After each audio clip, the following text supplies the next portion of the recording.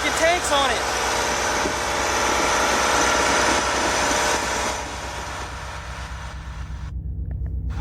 Alright, hey guys. So this video is about runaway diesel engines. And what runaway diesel engines mean is the engine will just keep revving and going full throttle with no way of shutting it off. You can turn the engine off, turn the key off, and it won't do anything. And the reason why diesels will do this is because they don't have a manual throttle valve or throttle body that will manually shut off the air to the engine when so it's basically just an open system, where on a car you can close that throttle body and completely shut off all the air going to the engine.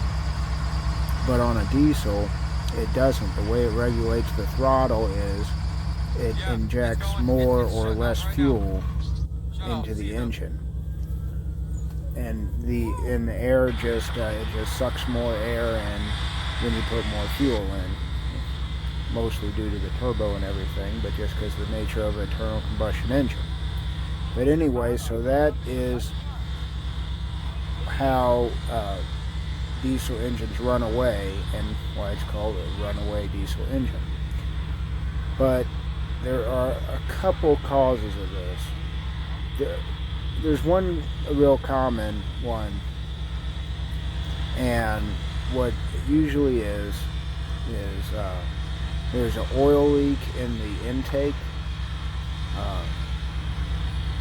So somewhere in the intake system, the head gasket, the cylinder walls, the piston rings may be leaking enough oil where that oil actually fuels the engine and everything. I'll take that back. That's not the most common, but that is one way. Another way is obviously a fault in the electrical system causing the fuel regulation not to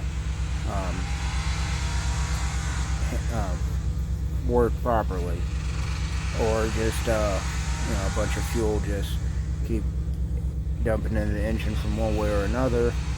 And the third way is a story I heard, and I never thought of it until I heard the story.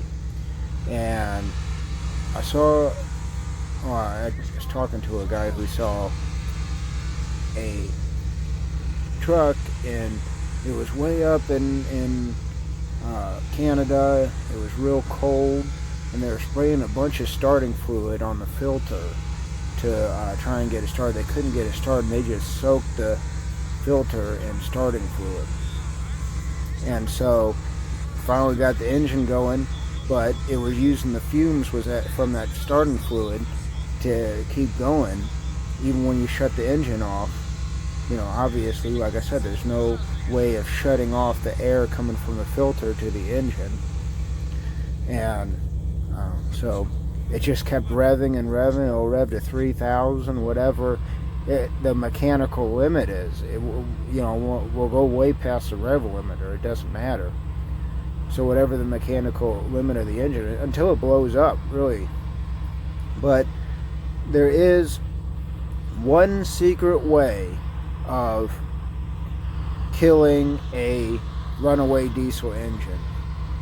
And a lot of people don't know this because a lot of people don't realize what a runaway diesel engine is. And obviously, to do this, it has to be completely stopped and everything, and your brakes are on and all that, and in neutral. Well, what you do is you park it, you take out your fire extinguisher, and you keep squirting that fire extinguisher on the air filter or the intakes. If you have the intakes on the side of the truck, like a Peterbilt like mine, and that will cause enough CO2 from that fire extinguisher to completely choke out that engine. Because if it's not getting any oxygen, then it will no matter what, that engine is not going to be able to run.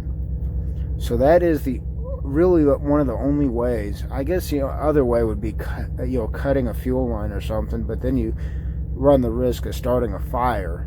And also, like I said, sometimes it's because oil is getting into the engine. So if you cut a fuel line, that's not going to help. And also, like I said, the whole starting fluid thing, that's not going to help that either. So the secret is to squirt your fire extinguisher into your intakes or onto your air filter. You may have to open up the hood to get to it. And just keep squirting it until it completely chokes it and completely dies. I mean, you are going to want it completely out, because if it just has a hint of fuel in it, it might start back up again. And you're just going to want to choke it out as soon as possible. But anyway, that is the secret to stop a runaway diesel engine. And that is basically all the basics on a runaway diesel engine. It's Matt with Tips for Truckers. Have a great day. I hope this video helped you guys.